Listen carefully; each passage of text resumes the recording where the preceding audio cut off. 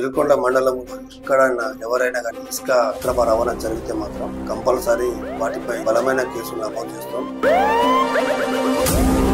Without permission, ఎలాంటి రసీదు లేకుండా, ఎలాంటి పర్మిషన్ ఆర్డర్ లేకుండా మాత్రం ఖచ్చితంగా ఈ ఛానల్ ద్వారా చెప్తున్నాను.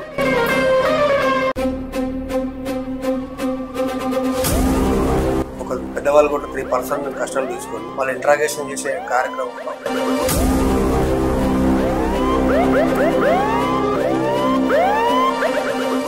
ఇంతకీ మారిన వాళ్ళని కూడా కొద్దిగా పోలీస్ పరంగా వాళ్ళకి గట్టిగా చెప్పడం జరిగింది. కాలేజీల దగ్గర మా పోలీసు వాళ్ళను కాఫీలో ఇంకా ఉంచినాము. ఎవరైనా కన్సల్ట్ కాలేజీ వాళ్ళ లెక్చరర్స్ కూడా చెప్పినాము.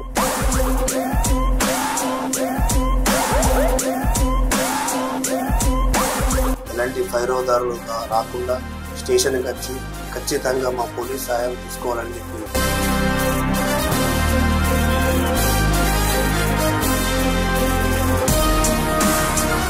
ఎవరైనా కానీ తప్పు చేసిన వారిని విడిచిపెట్టే ప్రసక్తి లేదు. వాళ్ళకి సహాయం చేసే వాళ్ళని విడిచిపెట్టే ప్రసక్తి లేదు.